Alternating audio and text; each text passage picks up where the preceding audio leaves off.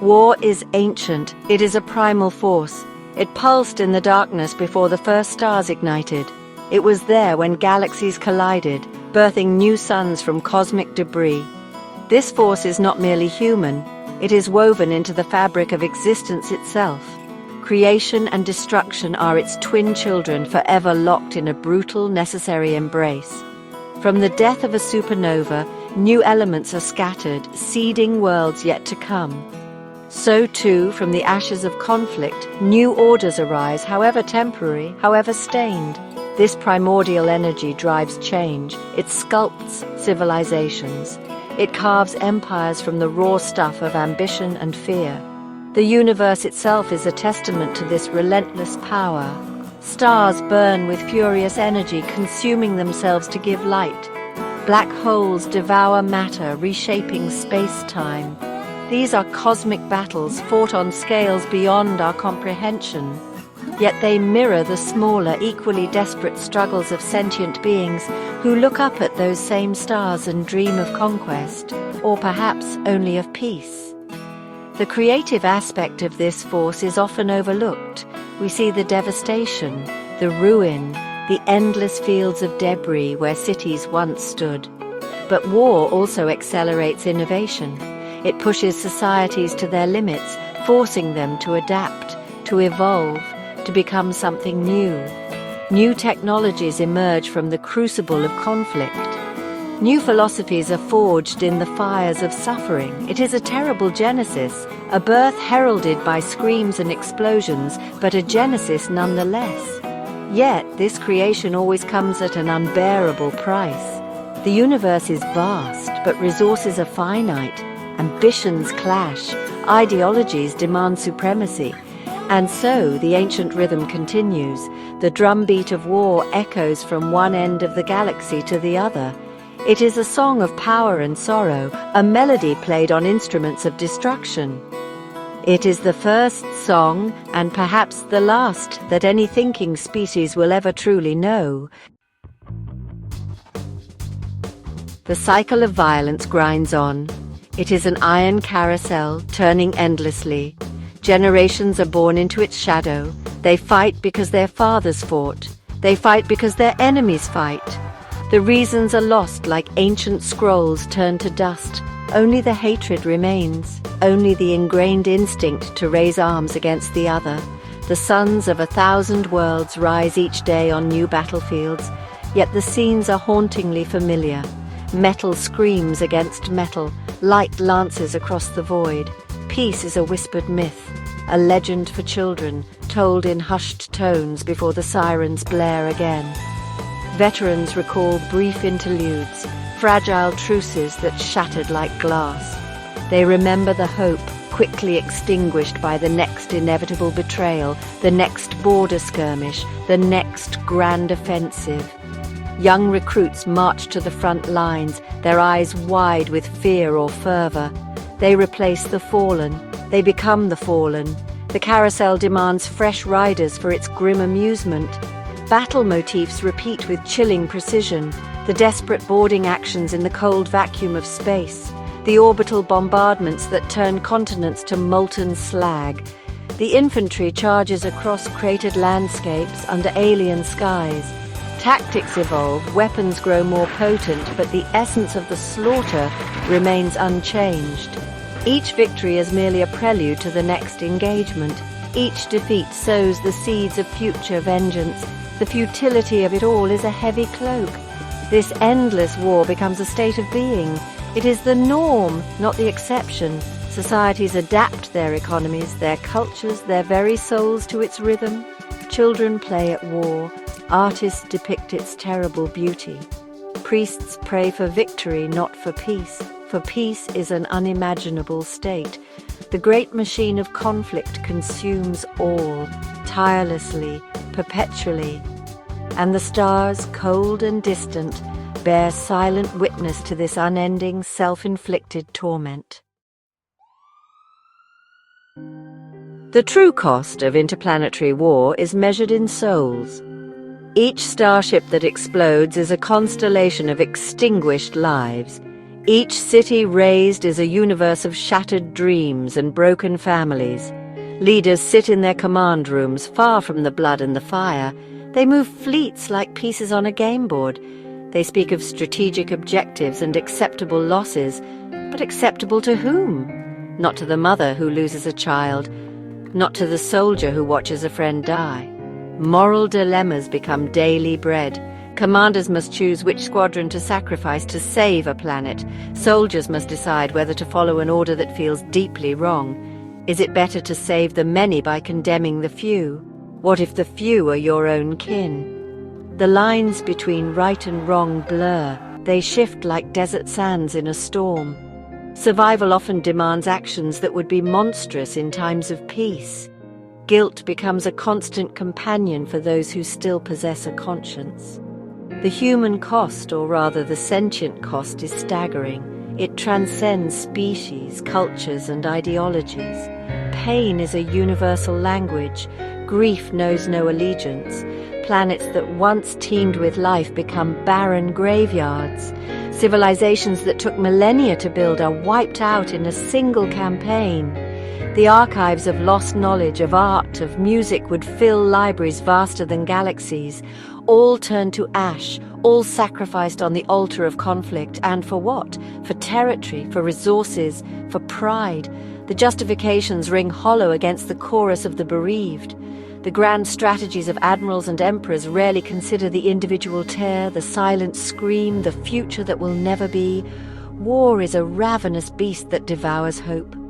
It leaves behind a wasteland not just of worlds but of spirits. The weight of this cosmic debt is too vast to ever truly repay. Prolonged combat reshapes more than just borders. It reshapes beings.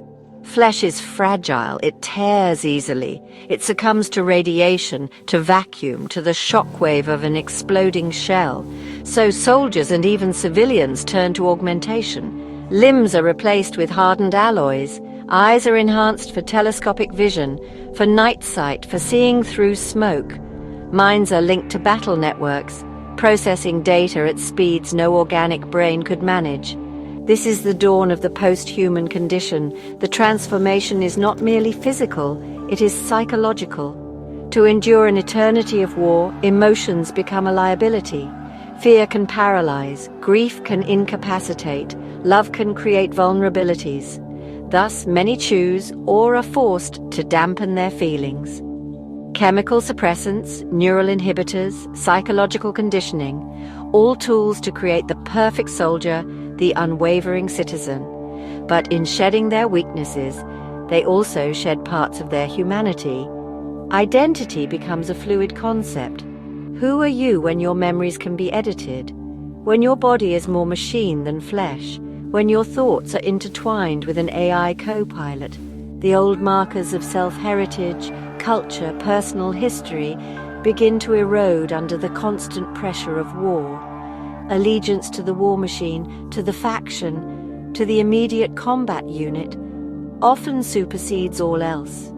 The individual is subsumed by the collective, by the relentless demands of the conflict. This post-human state is a chilling adaptation. It is survival, but at what cost? The beings that emerge from this crucible are often harder, stronger, more resilient. But they are also colder, more detached, sometimes more alien than the foes they fight. The war for survival risks creating beings who have forgotten what it truly means to live, to feel, to be connected to something beyond the fight itself. The victory of adaptation can be a profound defeat for the soul. In the endless night of interplanetary war, survival is a harsh god. It demands sacrifice, it demands cruelty. To hesitate is to die.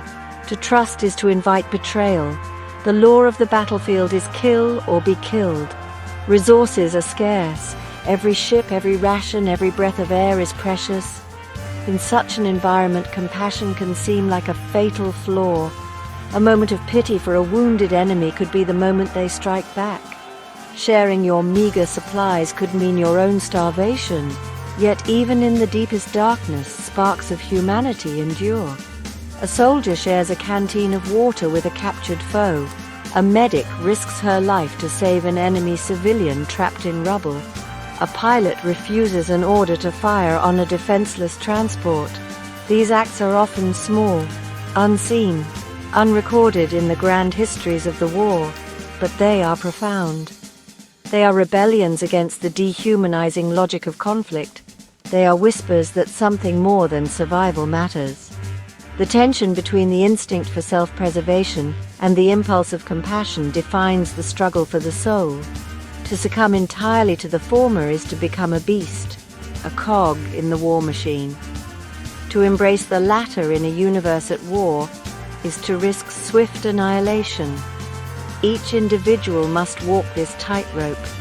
Every decision, no matter how small, can tip the balance. The chaos of survival constantly tests these fragile embers of empathy. These moments of unexpected kindness or shared grief are what keep the idea of peace alive, however faint. They are a reminder of a shared origin, a common vulnerability, even among those who wear different uniforms or speak different tongues. If all compassion were extinguished, then the war would truly have won. But as long as these small acts persist, like hardy flowers blooming in a field of ash, there is a sliver of hope that the cycle is not entirely unbreakable. Section 6. The hubris of Star Kings' empires built on ash. Imperial ambition is a fire that consumes galaxies. Rulers and warlords, styling themselves Star Kings or Galactic Emperors, arise with visions of unity under their iron fist. They believe in their manifest destiny, their inherent right to rule over lesser peoples, lesser worlds. Their propaganda speaks of bringing order, enlightenment, or security. But beneath the gilded rhetoric lies the ancient hunger for power, for dominion, for the adulation of conquered masses. Their reach extends across light years, their fleets darken alien skies. Their technological prowess is often astounding. Planet-destroying weapons, fleets that can traverse interstellar distances in mere weeks, communication networks that bind sprawling empires. This power breeds arrogance. They see their technology as proof of their superiority, a tool that makes them invincible. They forget the lessons of history, written in the ruins of past empires that once held similar beliefs. They believe their reign will be eternal, their structures unshakable. This is the height of hubris, but the universe is vast, and it does not suffer arrogance gladly. Other powers rise to challenge them. Subject peoples grow resentful of the imperial yoke. The sheer cost of maintaining control over vast swathes of space begins to drain the core worlds. Technology can be copied, improved upon, or turned against its creators. The very tools of their dominance become the instruments of their potential downfall. The more they tighten their grip, the more star systems slip through their fingers. The fall of such empires is always spectacular, always bloody.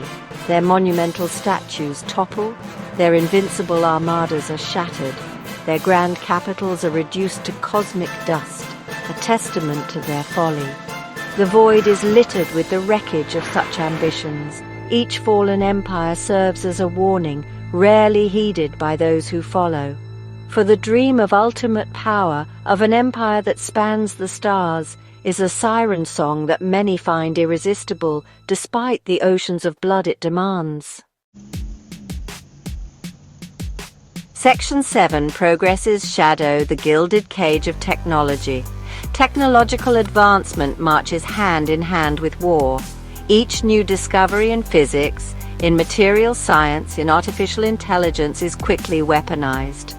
Lasers that could unite worlds by transmitting knowledge instead become cannons that tear ships apart.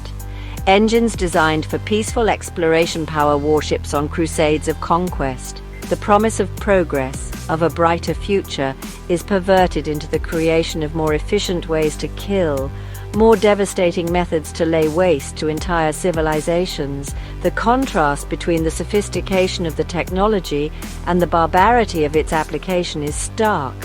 Scientists unlock the secrets of the atom only to see cities vaporized.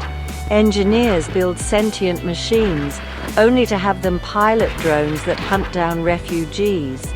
The wonders of one generation become the terrors of the next. There is a heavy price for this relentless pursuit of knowledge when it is untethered from wisdom, from ethical consideration.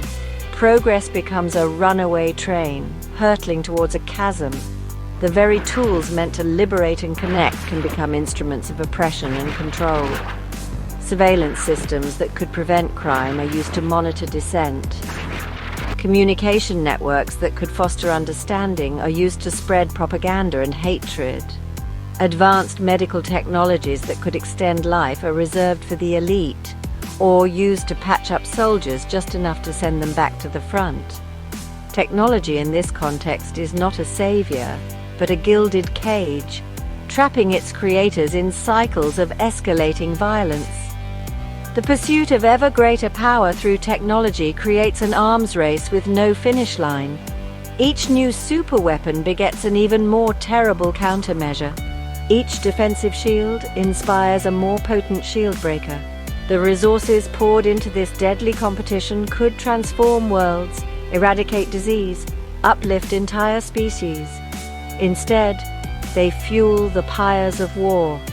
The true cost of progress in this endless conflict is the future itself, a future sacrificed for the illusion of security and dominance in the present. Section 8, Cosmic Canvas, Mortal Scars, Reflections in the Void. The Interplanetary War paints its brutal masterpieces across the canvas of the cosmos. Supernovas, triggered by planet-shattering weapons, become the funeral pyres of entire star systems. Nebulae, once clouds of nascent stars, are now choked with the radioactive dust of countless battles. Black holes, the ultimate symbols of oblivion, serve as unmarked graves for armadas lost in the swirling darkness. The universe, in its silent grandeur, bears the scars of these mortal struggles, these fleeting tempests in the grand ocean of time. What drives this relentless urge to conquer, to destroy?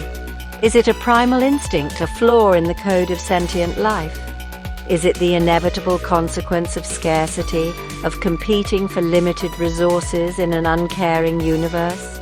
Or is it something deeper, a philosophical void that beings try to fill with power, with control, with the subjugation of others? The initial causes, the grand ideologies, often fade into insignificance as the war grinds on, leaving only the momentum of hatred and the habit of violence. Perhaps the vast, indifferent expanse of space mirrors our own inner emptiness. We look out at the stars and see not wonder, but territory to be claimed, enemies to be vanquished. The silence of the void does not bring peace, but amplifies the anxieties that fuel our conflicts. Is this struggle unique to humanity, or to the handful of species currently at war? Or is it a universal constant, a tragic destiny awaiting any species that dares to reach for the stars and finds others already there, equally ambitious, equally fearful? These cosmic battles, for all their sound and fury, force profound philosophical questions upon those who pause to think. What is the meaning of civilization if it inevitably leads to such devastation? What is the value of progress if its primary product is more sophisticated weaponry? What is the nature of consciousness if it can so easily embrace such widespread destruction? The answers, if they exist, are lost in the roar of engines and the cries of the dying, whispered only in the fleeting moments before oblivion. Section 9. An Unquiet Silence. The Legacy of Endless Strife. Eventually, even the grandest wars falter. Empires collapse under their own weight. Resources are depleted beyond recovery. The combatants, exhausted and broken, sue for a fragile peace. A hush falls over the battlefields. The silence is heavy, laden with the ghosts of the fallen, with the memory of unspeakable horrors. But this quiet is rarely true peace. It is merely a pause, a breath taken before the next storm gathers on the horizon. The scars on worlds remain, and so do the scars on minds. New powers rise from the ashes of the old. Children grow up on stories of past glories and unforgivable betrayals. The seeds of the next conflict are sown in the treaties of the last. The grudges are too deep, the losses too profound to be easily forgotten or forgiven. The technology of war, once developed, is never truly uninvented. It lies dormant, waiting for a new hand, a new cause, a new spark to reignite the flames. The cycle is patient. It has all of eternity. Is there an escape from this iron destiny? Can sentient beings, forged in the crucible of evolution and scarcity, ever truly transcend their warlike nature? Hope flickers. A fragile candle in an infinite darkness.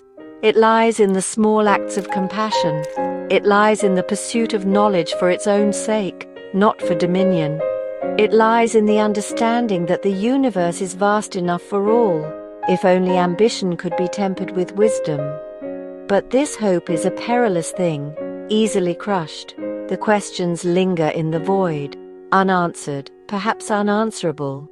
The cosmic chaos born of ambition and fear continues its relentless dance.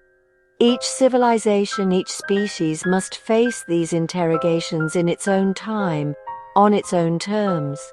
The legacy of endless strife is a haunting echo, a reminder that the price of existence in a complex universe is eternal vigilance, not just against external foes, but against the darkness that resides within.